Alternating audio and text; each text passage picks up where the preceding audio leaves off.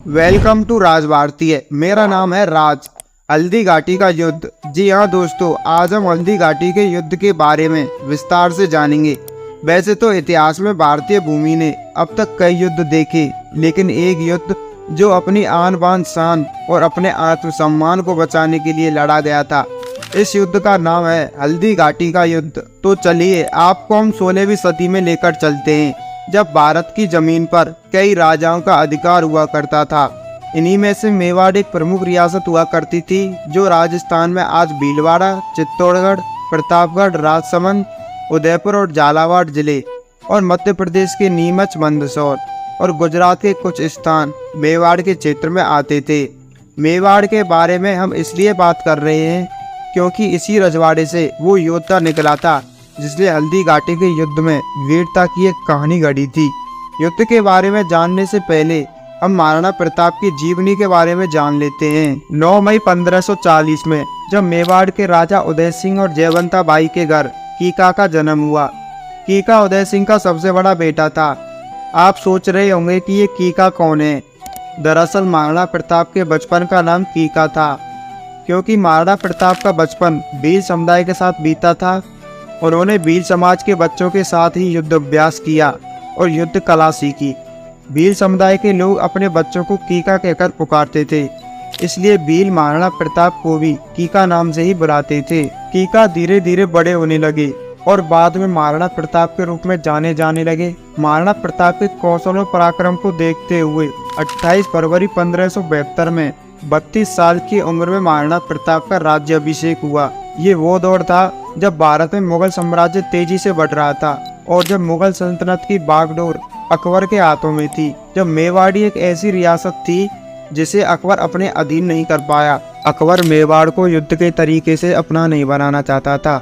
वो चाहता था कि मेवाड़ शांति से उनकी संप्रभुता स्वीकार कर ले। इसके लिए अकबर ने 1572 से 1576 में महाराणा प्रताप के पास 4 बार संधि प्रस्ताव भेजा, जिसमें अकबर ने जलाल खान, मानसिंह, भगवान दास, टोडरमल को भेजा। लेकिन महाराणा प्रताप ने चारों की चारों प्रस्ताव ठुकरा दिए, क्योंकि वो किसी भी कीमत पर मेवाड़ को खोना नहीं चाहते थे। मेवाड़ के चारों ओर मुगलों ने अपना कब्जा कर लिया था, जिसके कारण मेवाड़ की आर्थिक और राजनीतिक स्थिति धीरे धीरे डगमगाने लगी और महाराणा प्रताप से जुड़े कई लोग अकबर से जा मिले। सत्ता न मिलने के कारण महाराणा प्रताप के भाई जगमाल भी अकबर के खेमे में चले गए। इन परिस्थितियों का फायदा उठाते हुए अकबर ने महाराणा प्रताप के पास 2 विकल्प छोड़े। पहला विकल्प वो अकबर की अधीनता स्वीकार कर लें, दूसरा विकल्प कि वो अपना स्वतंत्र अस्तित्व चुने। दूसरे विकल्प को चुनने में कठिनाइयां अपार थीं, लेकिन महाराणा प्रताप को किसी की अधीनता स्वीकार नहीं थी। इसके लिए उन्होंने दूसरा विकल्प चुना और इस दूसरे विकल्प का परिणाम था हल्दी घाटी का युद्ध। अकबर के तमाम प्रयासों के बावजूद महाराणा प्रताप ने अकबर की अधीनता को स्वीकार नहीं किया। इसलिए अकबर ने मेवाड़ पर आक्रमण का आदेश दे दिया था। यह युद्ध राजसमंद जिले के एक गांव खमनौर के पास एक मैदान में मुगलों का युद्ध महाराणा प्रताप के साथ हुआ। खमनौर से बलीचा गांव तक फैला ये 6 किलोमीटर का रण क्षेत्र हल्दी घाटी के नाम से जाना जाता है, क्योंकि यहाँ की मिट्टी का रंग हल्दी जैसा पीला होने के कारण इस घाटी का नाम हल्दी घाटी है। इस युद्ध में महाराणा प्रताप के साथ अफगान के हकीम खां सूरी, भील समुदाय से राणा पूजा भील, भामाशाह और उनके भाई ताराचंद, ग्वालियर के राजा रामशाह तोमर और उनके बेटे रामदास बदनौर, भीम सिंह डोडिया, झाला मानसिंह, झाला बीदा, करमचंद छछावत और जयमल मेहता जैसे आदि योद्धा शामिल थे। और वहीं अकबर की सेना में जगन्नाथ कछवाहा, माधो सिंह कछवाहा, सैयद हासिम, राणा प्रताप के भाई जगमान, शक्ति सिंह और बहलोल खां आदि मुगल सेना में शामिल थे। बदायूनी इस युद्ध में मुगल सेना की ओर से लड़ रहे थे। आगे जाकर मुंतखब उत तवारीख में बदायूनी ने हल्दी घाटी के युद्ध का वर्णन किया था। इस युद्ध में हाथी और घोड़ों को भी उतारा गया था। महाराणा प्रताप के प्रतापी घोड़े का नाम चेतक था। दूसरी तरफ मानसिंह के हाथी का नाम मर्दाना और अकबर के हाथी का नाम हवाई था। ये दोनों सेनाएं हल्दी घाटी के मैदान में 18 जून 1576 को आमने सामने आईं। महाराणा प्रताप के पहले ही वार में काफी जोर था, इससे कई मुगल सैनिक भाग खड़े हुए। उस समय मुगल सेना के सेना प्रहरी ने ये अफवाह फैला दी कि बादशाह अकबर स्वयं शाही सेना लेकर युद्ध में आ रहे हैं। इससे मुगल सेना में थोड़ी हिम्मत आई। इसके बाद दोनों सेनाएं बनास नदी के किनारे रक्तताल के मैदान में भिड़ी। इसके बाद मुगल सेना ने युद्ध में हाथियों को उतारा, इसलिए ही इसे एलिफेंट वार कहा जाता है। और मुगल सेना तीर गोलों की बौछार करने लगी।